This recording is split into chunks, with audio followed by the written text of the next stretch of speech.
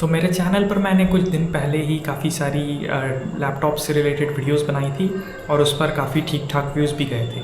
और मेरे हिसाब से काफ़ी सारी लैपटॉप रिलेटेड ऑडियंस अब मेरे चैनल पर है। तो मैं यही सोच रहा था कि एक बहुत ही बड़ी प्रॉब्लम्स है गेमिंग लैपटॉप से रिलेटेड, एंड मैं खुद भी उस प्रॉब्लम को फेस करता हूँ। हालांकि मेरा लैपटॉप एक गेमिंग लैपटॉप नहीं है, बट स्टिल मैं उस प्रॉब्लम को फेस करता हूँ एंड मैं बहुत ज़्यादा फ्रस्ट्रेटेड हूँ इस प्रॉब्लम को लेकर। सो मैंने सोचा कि तुम लोग के साथ भी इस प्रॉब्लम को शेयर किया जाए, थोड़ा डिस्कस किया जाए आज की इस वीडियो में। तो मैं आज बात करने वाला हूँ लैपटॉप की बैटरीज़ के बारे में।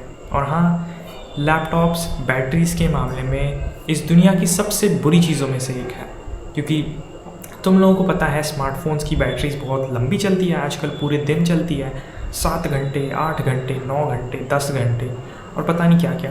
अभी तो है कि स्मार्टफोन्स में 10,000 mAh तक की बैटरीज़ भी मिलने लग गई है, जो कि बहुत ही ज़्यादा क्रेज़ी चीज़ है। क्योंकि कुछ टाइम पहले ही हमें स्मार्टफोन्स में लिटरली 2,000-2,500 mAh की बैटरीज देखने को मिलती थी आईफोन्स वगैरह में। और लाइक काफ़ी पहले की बात है ये, 5-6 साल पहले की। और अभी रिसेंटली हम क्या देख रहे हैं कि हमको लिटरली 10,000 mAh वाला फ़ोन मिल रहा है। बट लैपटॉप्स का क्या? लैपटॉप में तो बैटरीज होती है, वो क्यों नहीं इम्प्रूव हो रही भाई? तो इसी चीज़ के बारे में बात करूँगा कि लैपटॉप जो है ना, उनकी बैटरीज़ बहुत ही टेरेबल परफॉर्म करती है। अब हर लैपटॉप की बात नहीं कर रहा हूँ यहाँ पे, मैं स्पेसिफिकली गेमिंग लैपटॉप्स की बात कर रहा हूँ। जो गेमिंग लैपटॉप्स होते हैं वो स्पेशली गेमिंग करने के लिए बने होते हैं। उनके अंदर एक डेडिकेटेड ग्राफिक्स कार्ड लगा हुआ होता है एंड इसी वजह से वो बहुत ही ज़्यादा पावर हंग्री होते हैं, बहुत ज़्यादा पावर उनको चाहिए रहती है। तो गेमिंग लैपटॉप्स में जो ये नए नए ग्राफिक्स कार्ड आ रहे हैं, इतने ज़्यादा पावरफुल, तुमने सुना होगा 4090, 5090 तक आ चुका है लैपटॉप के ऊपर।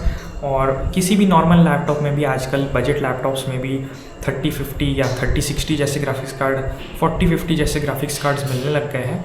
एंड ये ग्राफिक कार्ड ना कहने के बाद भी बहुत ज़्यादा ताकतवर है, इतने ताकतवर कि ये लिटरली किसी भी AAA गेम को बहुत ही अच्छे हाई फ्रेम रेट्स और हाई ग्राफिकल क्वालिटी के साथ चला सकते हैं। और इसी वजह से ये जो ग्राफिक कार्ड होते हैं ये बहुत ज़्यादा पावर डिमांड करते हैं। अब तुम लोगों ने देखा होगा लैपटॉप खरीदते वक्त कि उसके ऊपर वॉटेज मेंशन्ड होता है। कुछ लैपटॉप्स होते हैं 90 वॉट, 95 वॉट TDP, कुछ मतलब GPU की बात कर रहा हूँ। कुछ लैपटॉप्स में होता है 125 वॉट TDP, 145 वॉट, 170 वॉट अगर तुम लोग 1 लाख के ऊपर वाले लैपटॉप देखते हो तो।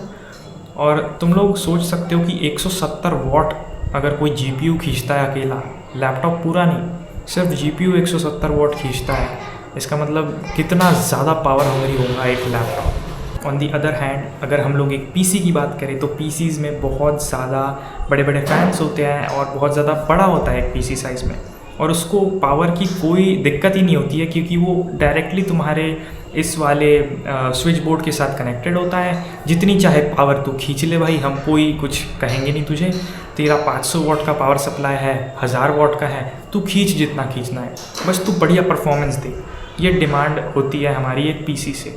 बट लैपटॉप को हमें पोर्टेबल रखना है, उसमें ज़्यादा पावर भी नहीं खींचनी चाहिए। उसके अंदर डेडिकेटेड पावर सप्लाई नहीं होता। जो ब्रिक होती है हमारी चार्जर की ब्रिक, वो होती है पावर सप्लाई, तो उसको भी छोटा करना पड़ जाता है। इसीलिए गाइस बहुत ज़्यादा मुश्किल होता है एक लैपटॉप को एक्चुअली मैन्युफैक्चर करना या डिज़ाइन करना कंपेयर टू PC के। और क्योंकि लैपटॉप एक छोटे साइज़ का PC ही है, उसको एक ऐसे फॉर्म फैक्टर में बनाया गया है कि वो एक PC के जैसा परफॉर्म करते हुए ही, एक PC के जैसा ही यूज़ में आते हुए ही एक छोटा फॉर्म फैक्टर भी दे, ताकि हम उसको कहीं भी ले जा सकें। और इसी वजह से सेम PC वाले पार्ट्स को थोड़ा बहुत मैनिपुलेट करके, थोड़ा बहुत मॉडिफाई करके एक लैपटॉप के अंदर फिट किया जाता है।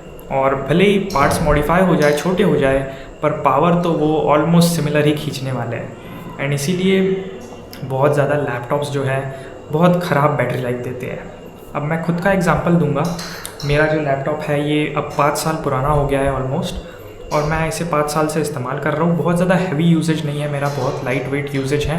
और काफ़ी टाइम तक मैं तो इवन हर रोज़ इसको इस्तेमाल भी नहीं करता। जब मैं इस्तेमाल करता हूँ आई गेस हफ्ते में 1 बार, 2 बार, 3 बार, 5 बार ज़्यादा से ज़्यादा। मतलब मैं इसको बहुत ज़्यादा ऑन भी नहीं रखता एंड हर रोज़ इस्तेमाल भी नहीं करता, क्योंकि मुझे इतना टाइम नहीं मिलता है। बेसिकली कॉलेज जाना होता है एंड कि गेम्स खेलना एंड एडिटिंग करना उतना ज़्यादा पॉसिबल नहीं होता लैपटॉप पे।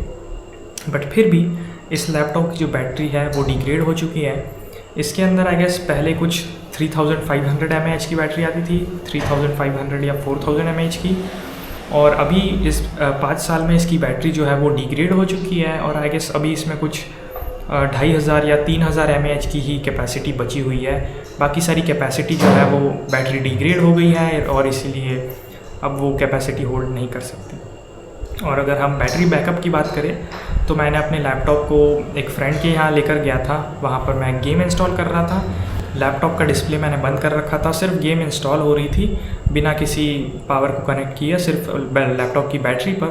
और ये अराउंड आधे घंटे में या फिर ये कह लो आधे घंटे में या फिर 45 मिनट्स के अंदर ही ये ऑलमोस्ट ज़ीरो पर आने वाला था। हालांकि मैंने इसमें एक ऐसी सेटिंग कर रखी है जिससे ये 60% के ऊपर चार्ज नहीं होता, जिससे कि बैटरी हेल्थ डिग्रेड कम हो, और इसीलिए 60% से लेकर 0% तक ये बस आधे घंटे में या फिर 45 मिनट्स में ही आ जाता है, 30 से 40 मिनट में ही, जो कि बहुत ही ज़्यादा बुरा एक्सपीरियंस है मेरे लिए तो। एंड मैं most of the time 99% of the time मैं अपने लैपटॉप को पावर ब्रिक से कनेक्टेड ही, मतलब चार्जर से कनेक्ट करके ही यूज़ करता हूँ। इसीलिए मेरे को बहुत ज़्यादा प्रॉब्लम फेस नहीं होती। एंड क्योंकि मैं अपने लैपटॉप को बहुत कम इस्तेमाल करता हूँ और मैं बाहर भी नहीं ले जाता उसको ज़्यादा, इसलिए मुझे उतनी ज़्यादा दिक्कत नहीं होती। बट अगर तुम लोग एक स्टूडेंट हो तो अगर एक गेमिंग लैपटॉप कंसिडर कर रहे हो, कॉलेज ले जाना है लैपटॉप को, कहीं भी ले जाना है, बाहर काम करना है, तो आई गेस सॉरी दोस्त, बट बहुत ज़्यादा मुश्किल होने वाला है बैटरी बचाना लैपटॉप की, क्योंकि लैपटॉप्स होते ही नहीं हैं बैटरी बचाने के लिए बने हुए। और अगर एक सही में अच्छा बैटरी लाइफ वाला लैपटॉप तुम्हें लेना है तो गेमिंग लैपटॉप्स को छोड़ो, थोड़े थिन एंड लाइट सेक्शन के लैपटॉप्स पर जाओ जिनमें ग्राफिक कार्ड नहीं होते डेडिकेटेड, इंटीग्रेटेड ग्राफिक्स वाले देखो। एंड अभी जो आते हैं मैकबुक्स तो ऑलवेज़ बहुत ही अच्छे होते हैं बैटरी लाइफ के मामले में, एंड परफॉर्मेंस भी अच्छे देते हैं बैटरी के ऊपर। तो मैकबुक एक हो गया। उसके बाद सैमसंग के गैलेक्सी बुक्स भी आजकल बहुत अच्छे आने लग गए हैं, तो you can consider Samsung Galaxy Book as well. And अभी और भी कुछ थिन एंड लाइट लैपटॉप्स आने लगे हैं, लेनोवो के, HP के एंड और भी अदर ब्रांड्स के, तो उनके तरफ देखो। एंड सारे रिव्यूज़ जो होते हैं यूट्यूब के ऊपर, उनको देख कर ही लैपटॉप ख़रीदा। या फिर अगर तुम लोग मतलब पूरे दिन बैटरी पर ही लैपटॉप यूज़ करने के लिए ले रहे हो तो एक मैकबुक तुम्हारे लिए बेस्ट रहेगा। हाँ, बस तुम्हें गेमिंग नहीं करनी होगी, फिर तुम सिर्फ काम करोगे, वीडियो एडिटिंग या बाकी ऑफिस का काम, ठीक है। तो याद में रखना, ध्यान में रखना कि गेमिंग लैपटॉप्स का बैटरी बैकअप बहुत ही ज़्यादा टेरेबल होता है। That is it for today's video. बाकी अगर तुम लोग को ये वीडियो पसंद आई है तो वीडियो को लाइक ज़रूर कर देना और चैनल को सब्सक्राइब कर लेना, क्योंकि मैं ऐसा ही कंटेंट यहाँ पर बनाता रहता हूँ। That's it for today, I will see you in the next video.